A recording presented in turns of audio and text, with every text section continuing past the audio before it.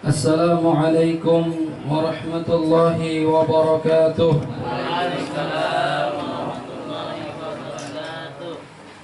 Bismillahirrahmanirrahim. Alhamdulillahi rabbil alamin.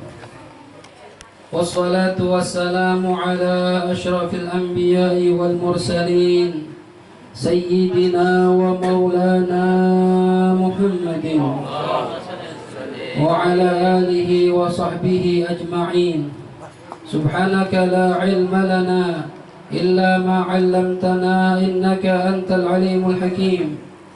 Rabbi shrah li sadri wa yassir li amri wahlul 'uqdatam min lisani yafqahu qawli, amma ba'd. Hadirin wal hadirat, jamaah majlis Jam'iyatul Khairat yang dirahmati Allah Subhanahu wa taala. Wabil khusus yang kami muliakan Bapak RT Saiful Bahri, Bapak Haji Rojaya, Ustadz Muhammad Nur, Ustadz Nahrojak, dan juga Ustadz Syarif Munandar alias Dori,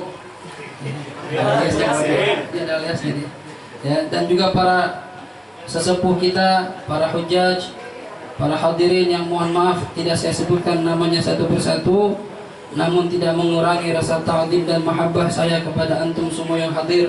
Dengan iringan doa, mudah-mudahan kita semua, khususnya para guru-guru kita, para alim ulama kita, sesepuh kita, senantiasa diberikan panjang umur oleh Allah Subhanahu wa taala, dalam sehat wal afiat, dalam rahmat Allah dan maghfirah dari Allah Subhanahu wa taala. Amin ya rabbal alamin. Ma'asyiral muslimin wa zumratul mu'minin rahimakumullah. Tidak ada kalimat yang paling tepat kita ucapkan kecuali kalimat Alhamdulillah, sebagai bentuk puji dan syukur kita kehadirat Allah Subhanahu wa ta'ala. Di malam hari ini kita terpilih dari sekian banyak hamba Allah yang mungkin lalai di malam hari ini, tapi kita dipilih oleh Allah, kumpul di satu tempat untuk berzikir, menyebut-nyebut nama Allah, membaca ayat-ayat Allah. Tadi diakhiri dengan bersolawat kepada Nabi kita Muhammad Sallallahu Alaihi Wasallam. Satu majlis yang penuh berkah, di malam yang berkah, malam Jumat, malam yang mana kalau kita solawat kepada Rasulullah, yang memang dianjurkan untuk memperbanyak solawat kepadanya, kita dijanjikan bahwasannya semua yang kita sampaikan ini dilaporkan kepada Nabi Muhammad Sallallahu Alaihi Wasallam. Nah, ini kita bersyukur, ini Nabi paling demen dibacain sholawat, dan Nabi kenal umatnya nanti yang rajin sholawat mana yang kagak. Dulu ada seorang ya bermimpi sudah meninggal dunia, kumpul di mahsyar, dia pengen kumpul sama Nabi Muhammad SAW di bawah bendera Nabi Muhammad. Ya begitu udah dekat Nabi, dia ngomong, ya Rasulullah, saya umatmu. Kata Nabi, lu siapa ya? Gitu. Hadirin, kita kalau digituin orang enak gak kira-kira? Depan orang banyak, Ustaz Hafid, gimana kabar? Lu siapa ya? Itu udah enak banget, kayak ajar banget dibilang lu siapa. Saya umatmu ya Rasulullah. Oh umat saya ya? Katanya saya gak kenal, belum pernah lihat ya. Kata dia, ya Rasulullah, saya dapat pelajaran dari para guru-guru, para alim ulama, bahwasanya engkau sangat peduli terhadap umatmu. Masa gak kenal sama saya? Kata Rasulullah, umat saya banyak. Yang saya kenal itu, yang saya tahu, yang sering kirim sholawat sama saya. Ini hadirin rahimakumullah. Akhirnya orang ini terbangun dan bernadar, berjanji pada diri sendiri, saya setiap hari mau sholawat minimal 100 kali. Oh lihat tuh hadirin rahimakumullah. Gak lama setelah dia sekian lama bersolawat kepada Rasulullah, mimpi lagi diakui oleh baginda Rasulullah SAW, dikenal oleh beliau. Ini tandanya orang yang rajin sholawat bakal dikenal sama Nabi. Sekarang tanya diri kita masing-masing, ini bulan Maulid, bulan yang mulia karena lahirnya makhluk yang paling mulia, Rasulullah Sallallahu Alaihi Wasallam. Nabi ini sababun likulli mawjud. Nabi ini sebab adanya segala sesuatu yang ada di alam semesta. Nabiullah Adam. Ada yang kenal Nabi Adam di sini? Saya kenal Haji Adam, ya, tangga. Coba kalau ya Nabi Adam saya belum pernah ketemu, ya, cuma dengar ceritanya doang. Nabi Adam kita kenal dulu manusia pertama bapak moyang kita. Makanya kita ini disebut Bani Adam, karena anaknya Adam. Ya, tinggal di surga sama istri beliau, Ibunda Hawa. Akhirnya singkat cerita, beliau diturunkan ke bumi, diusir oleh Allah Subhanahu wa taala gara-gara melakukan satu kesalahan. Apa itu kesalahannya? Makan buah yang Allah larang. Wala taqrabu hadhihi syajarata fatakuna minadh dhalimin. Hai Adam, jangan deketin pohon ini. Hai Hawa, jangan deketin pohon ini. Nanti kamu jadi orang-orang yang zalim, kata Allah. Nabi Adam makan buah, ya, diusir oleh Allah Subhanahu wa taala. Nabi Adam menyesal. Nabi Adam nangis, ya. Kalau ngelihat ke langit, karena Nabi Adam dulu dalam kitab Arawisul Majalis itu tingginya kakinya di bumi, palanya di langit pertama. Oh, Nabi Adam dulu tuh. Gede apa kecil tuh? Masya Allah, gede banget. Ya, zaman Nabi Adam dulu begitu. Kalau lihat ke atas, malaikat lagi pada tawaf, lagi turun naik ke langit, Nabi Adam nangis, ingat masa lalu. Ya Allah, enak banget kumpul sama malaikat. Sekarang saya nggak bisa, saya di bumi. Nangis Nabi Adam. Berapa lama? Orang kita nih, ya, kalau bikin kesalahan, tadi siang jalan melihat paha cewek mulus putih, nangis nggak kira-kira malam? Kagak. Ya, nangisnya ntar udah tua nangis ya, itu juga udah lupa dosanya. Nabi Adam bikin satu kesalahan, nangisnya nggak lama, cuma 300 tahun. Tuh Nabi Adam tuh. Dan kata para ulama, kalau dikumpulin tangis air mata Nabi Adam dengan air laut di alam dunia ini, di bumi ini, masih banyak kan air mata Nabi Adam. Nangis Nabi Adam, malu, menyesal pada Allah SWT, taubat. Ya, akhirnya beliau, ya, dikecilkan oleh Allah Subhanahu wa taala. Kurang lebih 60 dhira, sekitar 30 meter tingginya Nabi Adam. Ya, kita berapa tinggi? Ada 2 meter. Jarang kita 2 meter. Orang-orang Betawi mah, ya, 2 meter tinggi banget. Dia amat loh, ya, kayak pemain basket. Ya, kita tinggi, pendek-pendek orang kita. Nabi Adam 30 meter. Kalau ini mungkin saya berdiri nyentuh plafon 3 meter, 10 kali lipat ini Nabi Adam. Ya, nangis dan beliau bermunajat pada Allah Subhanahu wa taala. Apa kata Nabi Adam? Allahumma inni atawassalu ilaika wa atawajjahu ilaika bi Muhammadin an taghfirli. Ya Allah, saya bertawassul kepadamu, bertawassul dengan orang yang namanya Muhammad, dengan sesuatu yang namanya Muhammad. Nabi Adam bukan Muhammad. Siapa itu Muhammad? Saya bertawassul kepadamu dengan yang namanya Muhammad, agar engkau mau memaafkan saya, agar engkau mau mengampuni dosa saya. Nabi Allah ketika dapat munajat begini, nanya dong sama Nabi Adam, ya Adam, min aina arafta Muhammad, man huwa wa ma huwa. Hai Adam, lu kenal dari mana Muhammad? Siapa tuh Muhammad? Apa itu Muhammad? Allah nanya sama Nabi Adam. Apa langsung makan, lanjutin aja, jangan malu. Emang deritanya penceramah gitu. Kita ngomong dia makan, tapi ntar gue pulang, gue banyakan katanya. Ya. Dibungkusin biasanya, biasanya doang, biasanya. Ya. Nih, Allah nanya siapa itu Muhammad? Ya ada, memang kenal. Atau apa itu Muhammad? Orang apa benda? Kata Nabi Adam, saya nggak kenal ya Allah sama Muhammad. Nah terus kenapa tawassul sama Muhammad? Karena ketika saya dulu di surga, semua tulisan yang saya lihat di gerbang, di pintu, di tiang, bahkan di pohon-pohon, semua tulisannya La ilaha illallah Muhammadur Rasulullah. Masya Allah, kata Nabi Adam, ya Rabb, itu namanya dia bersanding dengan nama, berdampingan dengan nama. Maka saya saat itu sadar kalau Muhammad ini pasti makhluk yang paling engkau cintai. Apa jawab Allah? Shadaqta ya Adam, laulahu ma khalaqtuk wa ma khalaqtul aflaq, kata Allah. Benar kamu hai Adam, kalau bukan karena Muhammad, aku nggak bakal ciptakan kamu, dan aku nggak bakal ciptakan alam semesta ini semuanya. Jadi adanya kita, adanya alam semesta, semuanya ini sebesar ini, gara-gara siapa? Gara-gara Allah cinta sama Nabi kita Muhammad sallallahu alaihi wasallam. Allahumma shalli ala sayyidina Muhammad.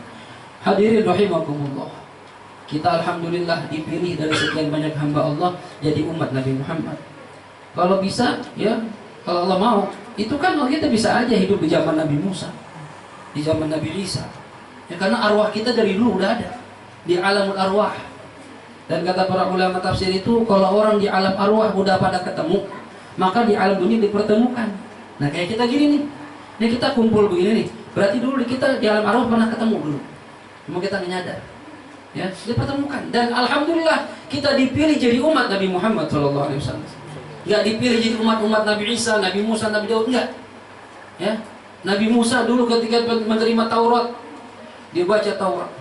Ya, di situ tertulis akan ada nanti satu masa di mana ada sekelompok manusia yang kalau dia bersedekah, ya, beramal saleh satu, maka saya balas 10 kali lipat sampai 700 kali lipat sampai tidak terhingga. Kata Nabi Musa, ya Allah, ij'al hadhil ummah min ummati. Ya Allah, jadikan umat ini umat saya. Kata Allah, enggak ya Musa, itu umatnya Muhammad. Dibaca lagi, nanti akan ada satu masa di mana ada sekelompok manusia, kalau dia puasa sebulan cuma 30 hari, dosanya yang setahun saya ampunin semuanya. Kata Nabi Musa, ya Allah, jadikan ini umat saya. Enggak ya Musa, itu umat Muhammad. Ya Musa, nanti akan ada sekelompok manusia, kalau dia keluar dari rumahnya, berjihad di jalanku, membela agamaku, lalu mati, dosanya semua saya ampunin dan masuk surga tanpa dihisab. Kata Nabi Musa, ya Allah, jadikan ini umatku ya Allah. Enggak ya Musa, ini umat Muhammad. Masya Allah, banyak ya syaraful ummah Muhammadiyah, kemuliaan menjadi umat Nabi Muhammad SAW, termasuk kita di dalam ini. Nabi Musa begitu banyak baca karomah-karomah kemuliaan yang Allah berikan kepada umat Nabi Muhammad SAW. Nabi Musa di akhir kalimatnya bilang apa? Ya Allah, ya Rab, ij'alni min ummati Muhammad. Ya Allah, jadikan saya sebagai umat Nabi Muhammad. Saya nggak apa-apa yang ngajarin Nabi, jadi umat Nabi Muhammad SAW. Bayangin hadirin, seorang kalimullah, utusan Allah, yang pernah ngomong sama Allah di Bukit Tursina, pengen jadi umat Nabi Muhammad SAW. Kita nggak pernah minta, nggak pernah mohon sama Allah, dipilih oleh Allah Subhanahu Wa Taala. Alhamdulillah, bersyukur kita ini. Mungkin umur kita nggak panjang kayak umat-umat dulu. Umur kita pendek-pendek, kata Rasulullah, umru ummati ma baina sittin wa sab'in. Umur umatku itu antara 60 sampai 70 tahun doang umumnya. Ada yang udah 60 di sini? Ada yang udah nyampe? Belum. 17 semua. 17 semuanya, sisanya. Ya. Bukan tahun, hari. Bisa lagi. Ya. Hadirin, hati-hati. Yang udah 60 mungkin besok mati. Ya. Apalagi udah 70. Mungkin habis pulang tahlilan mati. Ya mungkin kita sih nggak tahu. Ya, atau mungkin yang muda-muda duluan, karena mati itu random, acak, kagak jelas urutannya. Kalau mati itu berurutan enak ngapalinnya. Ya, tahun ini, ya 2020 yang mati depannya huruf A, nah itu. Saya ketar-ketir, Abdul Hafiz, tenang ya, enak begitu tuh. 2021 B, saya tenang nggak? Ya selama sampai Z saya aman. Cuma masalahnya ini nggak ada urutannya. Kita bisa aja mati kapanpun. Oleh karena itu kita beruntung ini, hari-hari yang Allah berikan pada kita, umur yang Allah berikan pada kita, kita isi malam ini dengan ibadah pada Allah Subhanahu Wa Taala. Walaupun di luar sana banyak orang gak demen. Emang maulid demen semua? Kagak. Ada yang bilang bid'ah, syirik, sesat. Nabi nggak pernah bikin maulid. Masya Allah. Hadirin rahimakumullah, makanya antum nih kalau belajar jangan sama satu guru doang. Apa itu bid'ah? Sering gak dengar omongan gitu tuh. Maulid bid'ah, tahlilan bid'ah. Ya biasanya yang jadi ustadz begitu nih hitam nih. Ya, celana cingkrang. Jenggotnya panjang, jarang-jarang. Ya. Masya Allah, demen banget ngatain orang-orang kita nih. Gak paham apa itu bid'ah. Bid'ah dari segi bahasa, segala sesuatu yang baru yang belum pernah ada, itu bid'ah. Dari segi bahasa nih. Jadi kita semua nih bid'ah dibandingkan sama Nabi. Dulu kita gak ketemu Nabi. Zaman Nabi belum ada, kita bid'ah semua dari segi bahasa. Handphone bid'ah, jam dinding bid'ah, TV bid'ah, paham? Ya. Motor bid'ah. Ya, onta Nabi pakai onta. Ya, kita bukan pakai onta, pakai hijab. Ya. Ini makanya kuda. Mitsubishi kuda. Kalau dari dia binatang buas dia, jaguar. Yang masih belum dibayar, masih di bengkel. Ya. Hadirin rahimakumullah, itu bid'ah dari segi bahasa, tapi dari segi syariat apa itu bid'ah? Segala sesuatu yang baru yang tidak sesuai sama Quran dan Sunnah itu bid'ah. Kenapa? Karena hadisnya jelas. Inna asdaqal hadis kitabullahi tabaraka wa ta'ala wa khairal hadi hadi Muhammad sallallahu alaihi wasallam wa syarrul muhdatsat wa syarrul umur muhdatsatuha wa kullu muhdatsatin bid'ah wa kullu bid'atin dhalalah. Dalam satu riwayat wa kullu dhalalatin finnar. Sesungguhnya ucapan yang paling benar adalah kalamnya Allah, Al-Qur'an. Petunjuk yang paling baik petunjuk Nabi Muhammad sallallahu alaihi wasallam. Seburuk-buruknya perkara adalah perkara yang baru diadakan, dan segala yang baru itu namanya bid'ah, kata Nabi. Setiap yang bid'ah itu sesat. Ditambah dalam satu riwayat, segala yang sesat itu dalam api neraka. Ini orang-orang Salafi, orang-orang Wahabi yang gak demen maulid memahami cuma dari perkara yang baru itu bid'ah. Padahal kata para ulama hadis, baca dari atas hadisnya. Nabi ngasih pakem, ngasih patokan yang bertentangan, yang dikatakan bid'ah, yang sesat, yang masuk neraka kalau gak sesuai sama Quran dan Sunnah. Tapi kalau baru, tapi gak ada pertentangan sama Sunnah, bahkan sesuai semua sama Sunnah. Contoh kita bikin maulid. Nabi pernah gak bikin maulid begini? Baca berjanji? Gak pernah. Namun berjanji jauh setelah Rasulullah. Baca Diyaul Lame, baca Simtud Dura, baca Diba, baca Surah Fulan, gak pernah. Ya. Tapi esensinya, isi acara dari maulid nggak ada yang keluar dari syariat. Kita pertama kalau di masjid bikin maulid, ini gara-gara corona, pada libur masih bikin corona. Ya, payah banget dah. Ya, bikin aja udah. Ya, walaupun misalnya turu-turu doang, ya menghargai pemerintah dah. Tapi jangan sampai berhenti maulid, bikin aja. Ya. Hadir maulid di masjid, niat i'tikaf, disuruh apa dilarang? Disuruh sama syariat. Ya, ketemu kaum muslimin bersalaman, disuruh apa dilarang? Disuruh, bahkan bisa ngapusin dosa. Makanya kalau ketemu orang jangan begini. Ngapa lu? Corona. Ada yang begini salaman, ada begini. Ya orang mau berantem. Iya, saya pertama ketemu pejabat begitu salaman begini. Ya elah, gue bilang ada aja. Ambilnya tangannya pegang. Diam dia. Ya bos, ya bos. Gak usah pakai takut-takut. Ya. Kita kan dari rumah yang penting menjaga kebersihan, pakai desinfektan. Ini udah habis berapa botol desinfektan? Badan-badan dipakai biar steril. Ya. Salaman aja kita dapat pahala. Duduk di masjid itikaf dapat pahala. Habis itu di masjid kita diajakin baca Yasin, baca kulhu, muawwidzatain, al-baqarah, tahlil, tahmid, istighfar, sholawat kepada Rasulullah SAW. Itu semua disuruh apa dilarang? Disuruh sama Allah, disuruh sama Rasulullah. Setelah itu kita baca sholawat, baca biografi Nabi Muhammad SAW. Baca cerita Nabi, yang nyuruh siapa? Allah.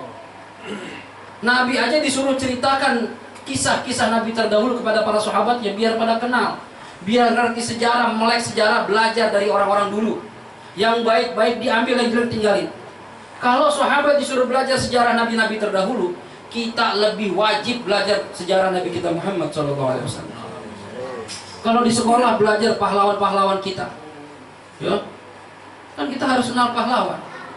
Orang kalau mampir ke rumah orang kan biasa ada foto-foto keluarga tuh, ya ditanya, Bu itu siapa?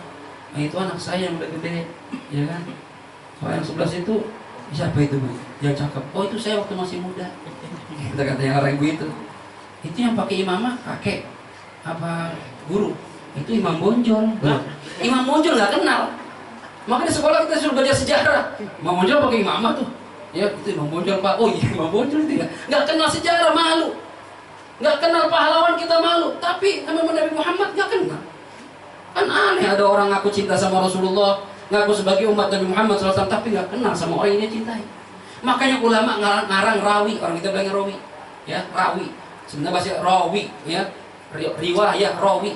Rawi itu orang yang menceritakan. Rawi itu ceritanya apa isinya? Itu cerita Nabi Muhammad SAW. Cuma yang jadi kendala orang-orang kita baca rawi tiap minggu, bulanan, tahunan, paham kagak? Ini jadi kendala nih. Tapi kalau ustadz kita yang baca tadi, insya Allah mah, ya, yang dia baca, insya Allah, paham insya Allah. Tapi orang-orang yang nggak pernah ngaji, yang nggak pernah belajar bahasa Arab, yang nggak pernah mondok, kira-kira paham nggak yang dibaca? Alhamdulillahil qawiyil ghalib, ya, Alhamdulillahil qawiyyi sultanu, al-wadhihi burhanu, al-mabsuti fil wujudi karamuhu ihsanu. Paling kita dengerin Sallallahu ala Muhammad, gitu kan ya. Begitu pulang, tadi baca apa nih? Ah, nggak ngerti gue, nggak ngerti. Ini kekurangan kita hadirin. Udah bagus, baca maulid udah bagus. Nggak usah dengerin tuh orang-orang yang bilang bid'ah, nggak usah dengerin. Karena maulid gak ada bertentangan sama syariat, semua isinya benar. Ya, kecuali maulid cewek campur sama kita, sebelahan. Habis itu ada musik dangdut, itu baru udah berantakan maulidnya. Ini kan kagak kita. Tahlilan memperingati haul orang tua kita almarhum ini. Ya, luar biasa ini. Diajak zikirah. Tapi yang jadi kendala, ayo pahami yang dibaca dalam kitab rawi. Supaya apa? Supaya ngerti cerita Nabi, bagaimana Rasulullah. Pernah nggak ente bayangin bagaimana alisnya Rasulullah? Di rawi diceritain itu. Bibirnya bagaimana, pipinya gimana. Musyarraban bihumrah, putih kemerah-merahan Nabi orangnya. Nggak kayak kita, coklat. Ya, mana tompel, gopeng ya. Nabi nggak putih, cakep. Hidungnya mancung kayak alif. Ya alisnya cakep kayak huruf nun. Cakep Nabi Muhammad SAW. Rambutnya kadang segini, kadang gondrong. Nabi Muhammad tuh biar tahu cara nyisirnya bagaimana, dirawi ceritain. Cuma kita gak paham. Nih anak-anak muda nih, kan udah pada punya handphone, manfaatin tuh handphonenya. Ente tinggal download doang itu, rawi Android. Ustaz nggak punya kotak, beli. Ini berapa sih? Ya kalau enggak nebeng di wifi rumah Inu tuh. Ya, numpang wifi mau ngapain? Kata Ustaz Hafid mau download rawi Android. Nanti begitu Ustaznya baca rawi, apa nih yang dibaca? Oh tanya Ustaz, baca apa ntar Ustaz? Saya baca Barzanji. Nah, buka rawian Barzanji. Begitu baca pasal 1, ya, lihat tuh pasal 1 ada terjemahannya. Buka terjemahannya. Jadi biarin Ustaznya baca, kita baca terjemahan. Jadi paham, pulang dari maulid tambah kenal sama Rasulullah, tambah cinta sama Nabi Muhammad Sallallahu Alaihi Wasallam. Ini inti dari maulid. Inti acara yang kita bikin ini supaya itu, makin kenal sama Nabi, makin sayang, makin cinta, akhirnya niru orang yang kita cintai. Orang kalau udah ngefans, udah cinta, itu yang orang yang dikagumi itu ngapain aja diikutin. Ya, yang ngefans sama artis bakal ngikutin gayanya. Artisnya cukur rambut, dia cukur rambut. Ya, artisnya kemana-mana pakai jeans, dia pakai jeans. Ariel pakai tas pinggang, pinggir, pakai juga pinggir. Kalau konser kalian luar biasa, sama ketemu orang kalian luar biasa. Ariel ngefansnya, masya Allah, artis ngikutin. Tapi pernah nggak kita ngefans sama Rasulullah SAW dengan sebenar-benarnya ngefans? Coba pikirin hadirin rahimakumullah. Ngaku cinta, ditanya bapak ibunya agak tahu. Berapa anaknya? Tahu. Kakek neneknya nggak tahu. Yang tahu apa? Bilangnya cinta sama Rasulullah SAW. Hadirin, kenalin sunnah-sunnah beliau. Dalam ya, kesempatan ini saya ingin menyampaikan ada sunnah-sunnah Nabi Muhammad SAW yang dianjurkan untuk disegerakan. Ya, dalam riwayat itu diterangkan ada seorang ulama mengatakan al-ujlah minasyaitan. Sifat terburu-buru itu adalah sifatnya setan. Kita kan apa-apa pengen buru-buru ya. Bener apa enggak nih? Pengen kaya, maunya buru-buru. Ya, pengen sukses, buru-buru. Pengen punya bini cakep, buru-buru. Tapi nggak nyadar dia jelek. Susah jadinya. Maunya buru-buru, ini udah bawaan bapak moyang kita. Nabiullah Adam ketika baru berbentuk ya tanah, belum dimasukkan ruh, Allah masukin ruh. Begitu nyampe ke mata, matanya buka, melek. Kagak sabaran dan nunggu sampai bawah. Nyampe hidung, Nabi Adam bersin. Ya. Begitu nyampe mulut mau ngomong Nabi Adam. Mulut belum bisa. Ya. Begitu nyampe dengkul, Nabi Adam mau bangun, jatuh, kubrak. Kata Allah, "Mah ya Adam, ya. Pelan-pelan ya Adam, jangan buru-buru. Ini bakal jadi watak anak keturunan ente nih, pengen apa-apa buru-buru. Dengar ceramah pengennya buru-buru rapi. Lama amat tuh nih. Saya ngeliatin jam belum setengah jam, tenang aja. Ada waktunya ntar. Pengen buru-buru tuh pekerjaan setan. Ya, udah punya bini, pengen buru-buru punya anak. Anak baru satu, buru-buru nambah lagi. Anak udah banyak, nambah bini buru-buru. Nambah mulu, buru-buru mulu. Bagaimana ini manusia? Ternyata buru-buru itu sifat setan. Setan maunya apa? Buru-buru. Tapi katanya para ulama kita ada hal yang buru-buru itu termasuk sunnah Nabi Muhammad SAW. Al-ujla minasyaitan illa fi khamsi mawadih fa innaha min sunani Rasulullah SAW. Ada 5 perkara yang mana ini termasuk sunnah. Pulang dari sini biar makin kenal sunnah. Yang pertama termasuk sunnah Nabi Muhammad SAW, ya, it'amud dhaif idza nazal. Kasih makan tamu kalau udah nyampe di rumah. Oh, itu tuan rumah Masya Allah, kita udah nyampe dikeluarin pisang, jeruk, apa, jambu air. Wah, saya belum nyobain semua ini, baru lihat tuan. Biar yang duluan dah disain ya, yang dihabisin. Ya, ada lemper no, kue cincin, dibagi semua. Mungkin terpulang ada kebuli, alih ya. Kalau nggak ada langsung pulang. Ya, pokoknya kalau ada tamu keluarin yang kita punya, semampunya. Bahkan orang-orang tua kita dulu kalau ada tamu rela ngutang. Kalau di rumahnya nggak ada apa-apa, ya keluarin tuh. Mau apa, soto, sate, gitu. Mau soto, mau, tapi nggak ada. Ya jangan, yang ada aja tawarin. Ayam geprek ya, terus sampingnya ada yang jualan, keluarin tuh. Ya, minum dah minimal. Ya, kasih makan. Ustaz, saya rugi ngeluarin makanan, tahunya banyak, gak bakal rugi hadirin. Kata Rasulullah, man at'ama akhahu hatta yushbi'ah wa saqahu hatta yurwiyah ab'adahu Allahu minan nar sab'ata khanadik ma baina kulli khandaqin 500 am. Orang yang ngasih makan saudaranya sampai kenyang. Makanya nanti kalau rumah orang bertamu disuruh makan yang kenyang. Ya, hah? Lah gitu. Ya benar. Berarti mengamalkan sunnah ini. Ya apalagi rumah orang soleh. Dulu ya Imam Syafi'i sering dipuji sama anaknya, sama muridnya Imam Ahmad bin Hanbal. Kalau di rumah tuh muji-muji gurunya Imam Syafi'i. Kata anaknya, ayah ini sama guru begitu amat. Saya pengen tahu Imam Syafi'i kayak gimana sih. Coba saya pengen lihat. Undang ke rumah, diundang makan ke rumah. Baik tuan guru, saya uzumah ya, saya ajak makan. Baik, kita bisa ajak beberapa teman, dia murid yang lain, diajak makan. Ya, begitu Imam Syafi'i nyampe di rumah, disiapin makanan yang lezat. Gitu. Guru datang, biasain tuh gitu. Kalau guru datang, lo kasih yang lezat, lo kambing gitu, lo yang gorengan lo batuk, lo ya. Guru datang kasih yang enak. Ya, Imam Ahmad bin Hanbal begitu. Imam Syafi'i datang, siapin yang enak. Anaknya ngeliatin dari atas ngintip. Kata Imam Syafi'i, warok, pasti makannya dikit. Ternyata Imam Syafi'i makan banyak, nambah kan. Kalau anaknya, ini guru kayak gini, makan banyak. Ya. Kebetulan udah enak mau makan, ngobrol-ngobrol, udah kemalaman, mau pulang udah larut malam. Kata Imam Muhammad, nginep di sini tuan guru, siapin tempat tidur. Ya, ada tempat buat tidur istirahat. Baik, saya nginep aja di sini. Anaknya ngintipin. Dari mulai Imam Syafi'i selesai mau tidur, tahajudnya berapa rakaat nih, Mang? Ya, pantengin terus. Ternyata kagak sholat Imam Syafi'i. Tidur. Ya, tidur ngeliatin dari atas. Kagak sholat. Mana ya guru begini? Tidur guru. Begitu pengen subuh udah bangun, azan subuh, nggak pakai wudu, langsung sholat. Kaget anaknya. Masa habis tidur kagak wudu? Guru kagak bener nih. Ayah bangga-banggain gurunya. Ya, begitu besoknya pulang Imam Syafi'i, anaknya nanya kepada ayah Imam Ahmad bin Hanbal, ya mana guru antum nih? Anda lihat, anda pikir orangnya warok, makanya banyak banget nambah-nambah. Ya kan ngomong di sini nggak panas begitu. Guru makan dikit, gitu. Makanya kalau makan dikit, kecuali enak, banyak nambah dah. Ya, kalau enak dikit, ya. Terus kagak lanjutnya, saya lihatin nggak sholat malam, tidur aja dari mulai isya sampai subuh. Begitu masuk subuh, sholat nggak pakai wudu. Wah, kagak bener ini guru. Wah, anak Musa Muhammad kaget juga, dan bingung jawabnya. Akhirnya dibilang, udah, ntar ayah tanya dah sama tuan guru dah.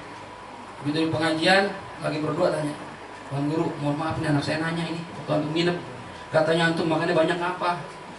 Orang-orang kan makan dikit, seperlunya aja ya. Makan ketika lapar, berhenti sebelum kenyang. Terus kenapa nggak bangun malam? Kenapa habis tidur salat subuh nggak wudu lagi? Kata Imam Syafi'i, saya ya Ahmad, kenapa saya makan banyak? Karena saya makan di rumahnya orang soleh. Saya yakin makanan orang soleh itu penuh berkah dan saya pengen berkah yang banyak dari itu. Oh, jadi kalau diundang di rumah orang soleh, makan yang banyak. Kebuli disuruh nambah aja udah. Ya, kenyang dah. Rumah orang soleh, rumah kiai, rumah ustad, itu biarin makan.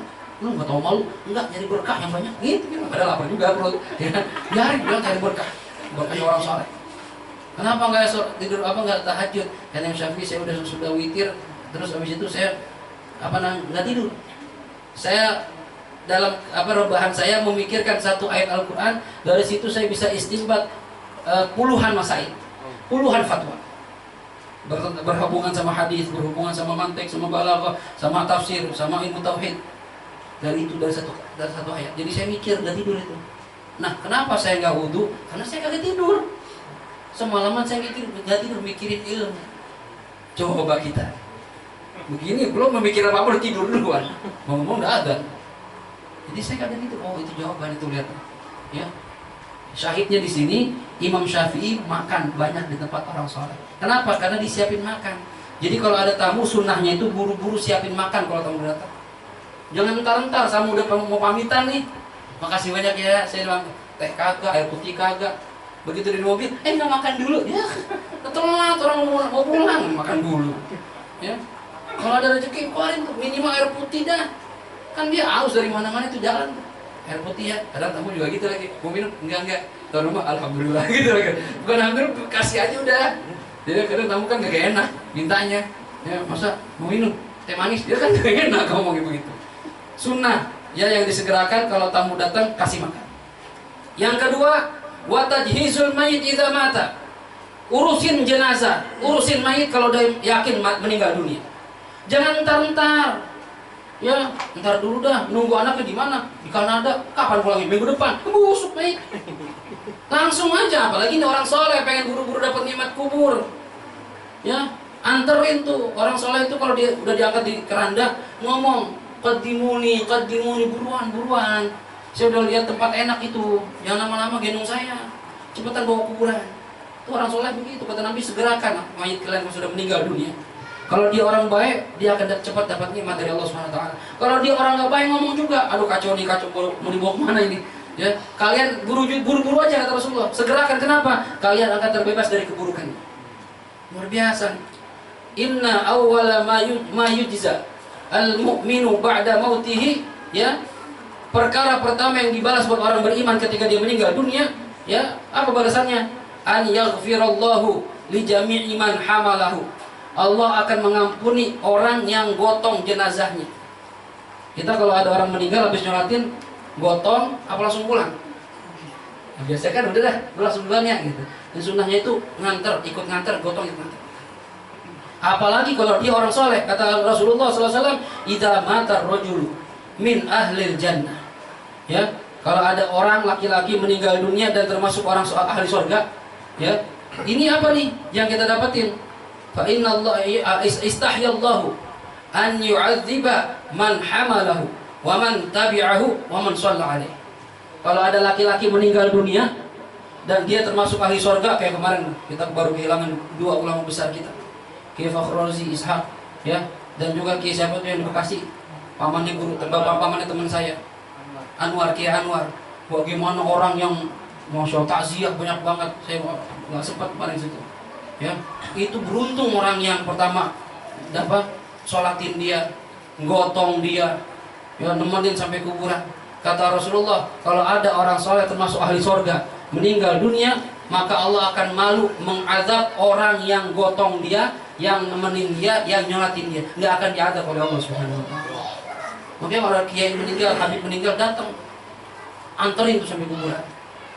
Ya, kita malas-malasan kadang. Ya, gotong. Rebutan kalau bisa. Saya kalau ada orang meninggal biasanya habis sholat tuh, kebetulan kan sore sok depan tuh, maju ke depan, ikut gotong. Siapa kayak bodo amat, gotong aja. Siapa tahu min ahlil jannah. Ya, kita dapat keberkahannya. Jadi kalau ada orang meninggal dunia, buruin, mandiin, kafanin, sholatin. Yang ketiga yang disegerakan kata Rasulullah, ya, wa tazwijul binti idza balagat. Kalau punya anak perempuan, anak perawan udah gede, udah balighah, buru-buru kawinin. Jangan dibiarin pacaran. Ada nggak orang tua yang biarin anaknya pacaran? Masya Allah, alhamdulillah min dzalik. Saya punya perempuan 3 nih, masih kecil-kecil. Terus kalau udah gede saya agak sering dikit ini. Ya, kalau ada yang demen sama anak saya nggak ada pacar-pacaran tuh. Lo mau ketemu di sini nih, ruang tamu nih, ada buah. Pantangin aja. Ya mau ngobrol. Saya dulu sama mertua digituin. Ya emang kita kagak mau ngapa-ngapain ya, mau ngapain pacaran? Ya, mau nikah, ya. Pantangin kita duduk sini dia sono, liatin. Liatin aja kok nggak grepe-grepe kan, aman. Ya ini masalahnya ada orang tua yang biarin anak dibawa sama laki-laki. Pak, bisa aja nonton dulu ya Pak. Oh iya. Kalau jam berapa? Jam 9. Itu pulang jam 12 ya. Wah, dibiarin anaknya. Lu nggak tahu itu di bioskop mata kemana tangan kemana. Hati-hati tuh. Kalau pulang-pulang masuk angin dikerokin melendung bagaimana? Wah kacau. Malunya itu. Keturunan MBA, Married by Accident. Kata orang Jawa LKMD, lamar kering macam bisek. Lamar belakangan dia ambil duluan. Nah untuk bilang ini, makanya kalau beda anak perempuan, udah gede, udah baligo, ada yang demen panggil, udah demen mana gua, iya nikah. Ya. Belum kerjaan belum apa, udah nikah, ntar ada rezekinya. Gitu aja udah. Ya rezeki datang sendiri. Orang kalau udah nikah, keberkahannya beda. Dulu kita belum nikah nggak punya panci, nggak punya kipas, nggak punya AC, sekarang punya semuanya. Alhamdulillah. Ada yang belum nikah di sini? Nikah kalau punya panci. Beneran ini. Ya. Jangan pacar-pacar, anak majlis pacaran, citak no. Anak majlis tiap Jumat kalau baca hadroh pacaran. Datang sama pacar nih boncengan lagi. Mau kemana? Hadroh tuh pada belakang ke cewek. Nabi gedek orang gitu. Ya, yang punya cewek saya doain mudah putus pada ya. Amin. Amin takut-takutan amin. Sok ego banget. Nikah dan nikah.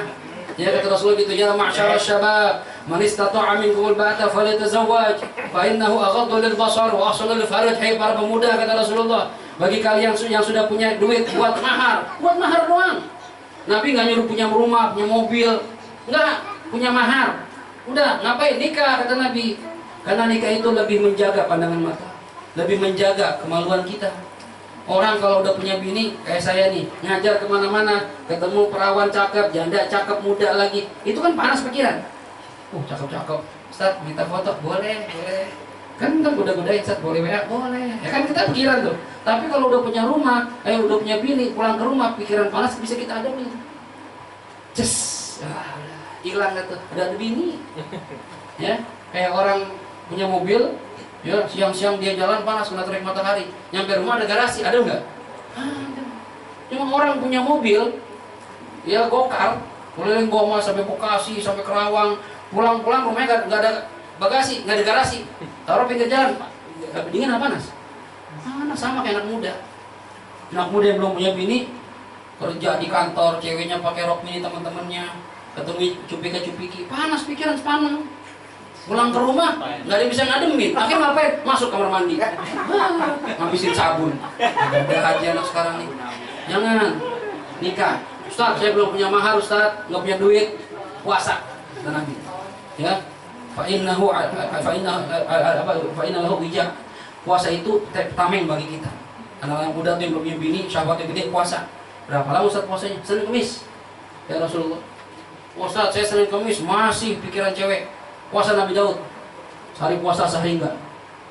Ya Ustaz, lagi puasa lemes, besoknya seger lagi pikiran cewek. Puasa tiap hari, ya lemes sekalian, yang pikiran cewek.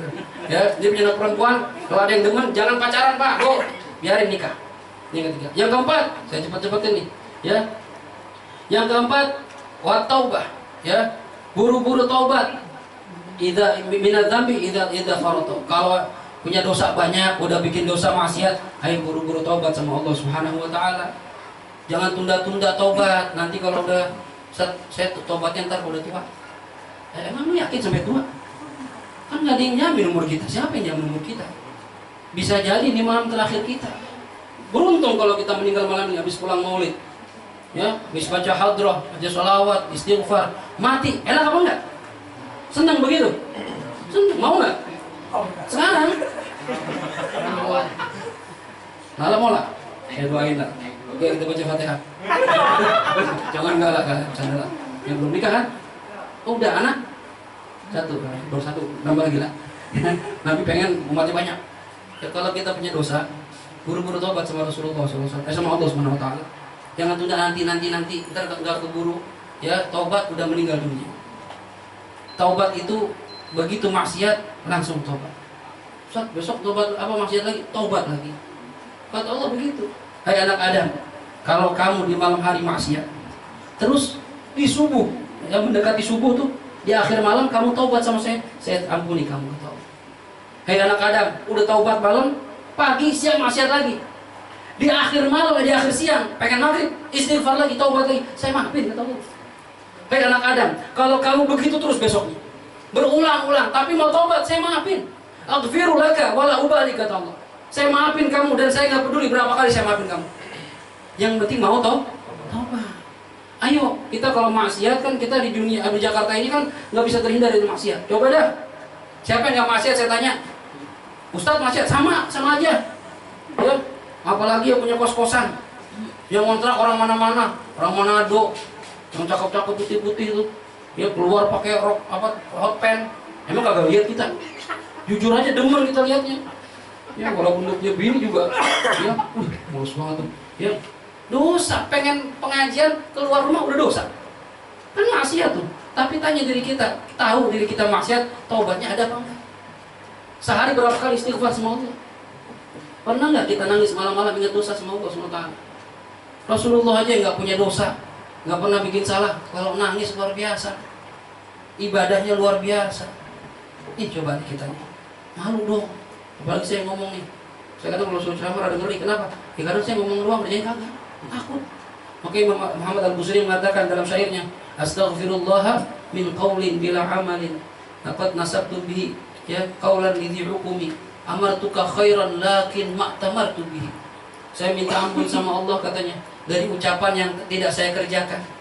Saya nyuruh kamu berbuat kebaikan tapi sendiri saya meninggalkan kebaikan tersebut. Malah saya bermaksiat. Ngeri hadirin rahimahumullah. Kalau datang ajal kita belum tobat, matinya suul khatimah.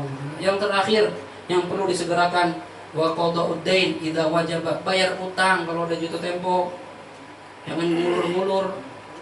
Kalau ngutang aja pinter banget ngomongnya. Ya. Saya dulu pernah ada orang ngutang, ini enggak tahu dia bohong sama saya apa enggak. Ustaz, datang saya nih. Ya, semalam saya mimpi apa?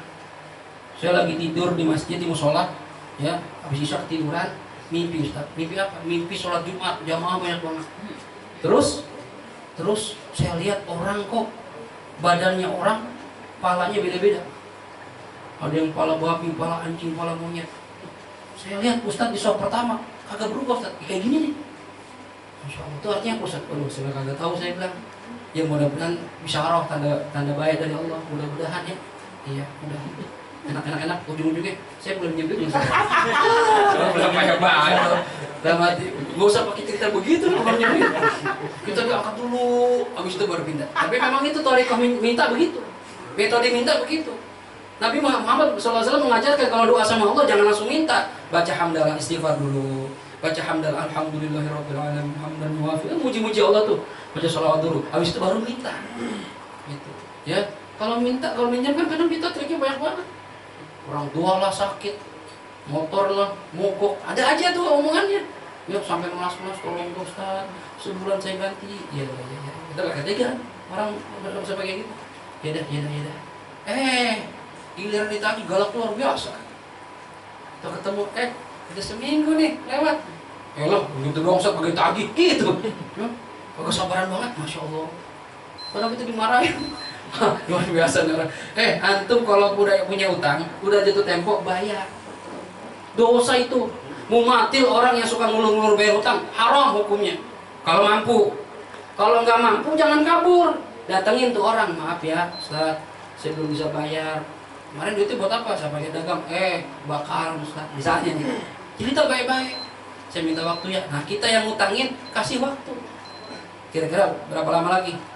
Ya setahun, ya dah, saya temuin setahun dah, gitu. Gak apa-apa. Itu apa keuntungannya buat kita yang ngutangin? Untung kita. Kata Rasulullah, orang yang berani ngutangin orang lain, bantu saudaranya dengan cara memberikan hutang, maka setiap hari dia dapat pahala sedekah sejumlah uang yang dia utangin itu. Nih, saya misalnya ngutang sama Inu 5 juta. Kan Inu duitnya banyak nih, badannya gede, ya kan? Berkah banget dia. Ya. Orang kan dari badannya, ini orang ini duitnya banyak nih. Ya, datang ke rumahnya Inu nih, bos kambing ya kan? Punya duit berapa Ustaz? 5 juta anak mau sekolah. Tenang aja Ustaz, buat Ustaz tapi saya kagak. Kita kan Indonesia gitu. Buat guru apa sih kagak? 5 juta. Ya, itu tiap hari sedekah 5 juta. Sampai kapan? Sampai dibalikin. Untung apa enggak? Enak apa enggak tuh? Enak. Lu, saya pilih 5 juta. Terus mana rumah? Yang mau utang. Tuh hadir memang ngomong. Kalau udah jatuh tempo bayar. Wah, kira-kira tinggal seminggu siapin tuh duit kalau udah ada duit.